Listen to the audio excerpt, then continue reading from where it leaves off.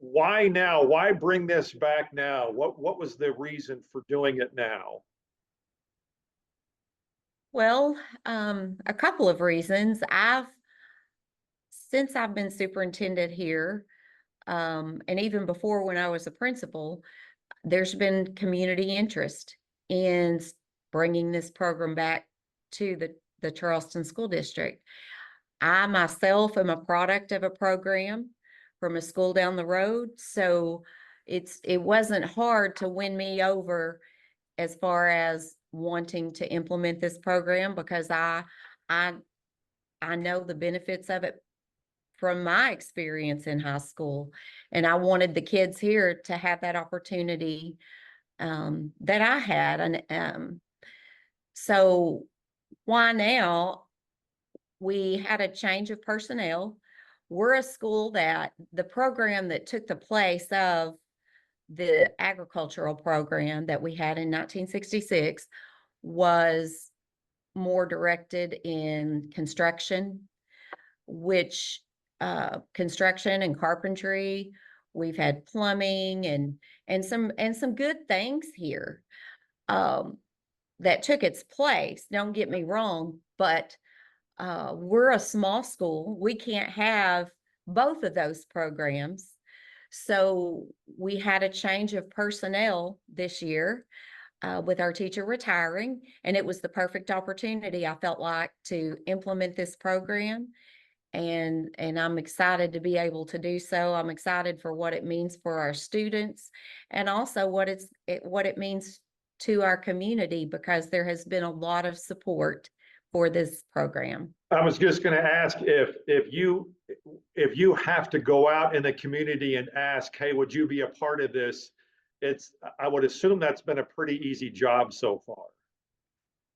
It has been, and it will be as we move forward with the program.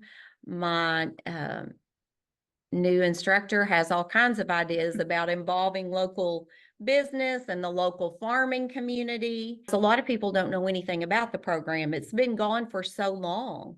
People that grew up and graduated, have children now in school, they don't know anything about the program. So, the question in their minds was, why when people aren't growing up on farms or going back to work on a family farm, why do you want this program? And those things are true, but this program is not necessarily about raising a future farmer, which might be what their mindset is. But it's so much broader, and it pertains to everyone, because the farming industry pertains to everyone. So Shay, talk about that for just a bit. What are your goals for this on a short-term basis? What do you see as the biggest hurdle now to get it back going to the way you want to see it? Okay, yeah. So I would like to kind of start and reiterate with what Ms. Moore said. The organization actually in 1988 changed its name from Future Farmers of America to now just the National FFA organization. And that change was to reflect the growing industry of agriculture. It became a lot more focused on not only farming and the traditional per se agricultural practices, but we started seeing a lot of technological advancement starting in the 80s, and we've seen, exponential advancement in technology, especially now in 2020 and beyond, right?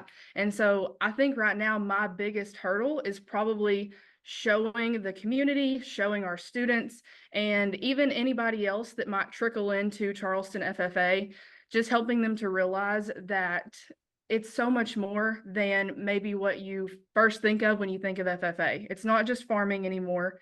It's technology, it's digital marketers, it's retail, ag business, it's ag mechanics, it's plant science, animal science. There's so many different sectors of it. And so I really want to change the narrative and help people in the community to just realize how impactful this organization can be, not only on students, families, staff, but just even like the overall culture of the community, it can really become a hub for Charleston, and I hope to make that happen. So why did you want to be this teacher? Because of that, or did you see this golden opportunity to come in and really change up something? So I actually also am a product of County Line FFA, which is just down the road. We kind of have that in common here, but I witnessed that and experienced that as a student in high school, and probably around junior year kind of had my heart set on ag ed just because it combined multiple of my passions, and I was like, that's what I want. And honestly, I didn't really ever know if it would be an opportunity, but I had in my head, like, how neat would it be if Charleston did go ahead and convert to having an ag program? And I thought if that opportunity ever presented itself, it's something that I would definitely consider.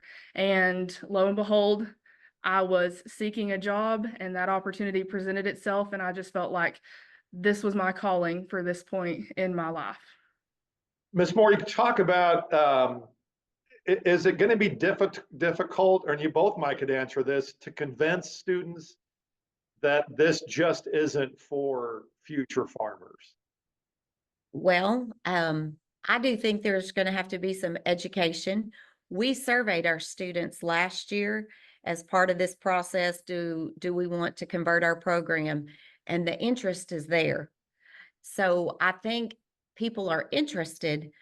They just don't know a lot about it yet.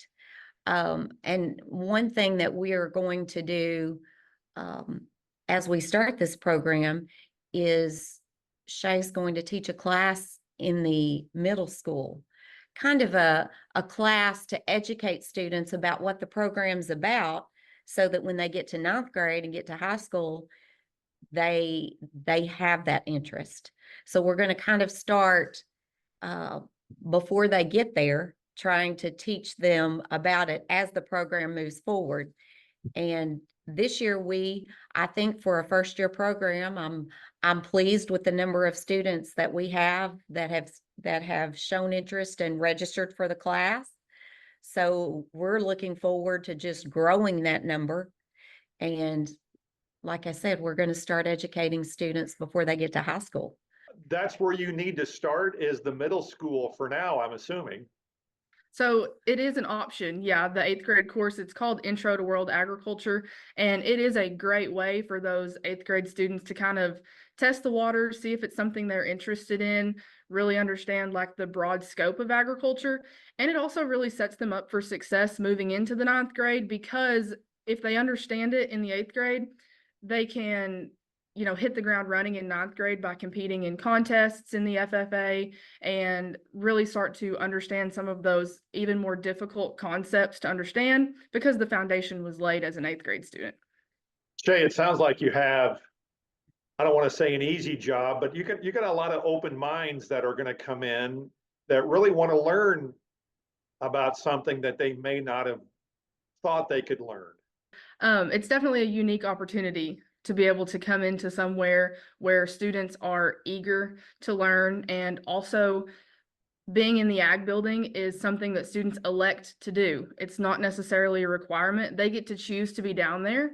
And so it gives me an opportunity to really tailor to their interests and their needs and get feedback from students and be able to meet them kind of where they're at, and then expand upon their knowledge in the areas that they feel are best for them and their future career and the skills that they may need in the future. All right, ladies, thank you so much. Congratulations. Best of luck. And I'm assuming it starts this fall. Yep. It does. We're getting ready for August classes, and we're excited. Yep. Very excited.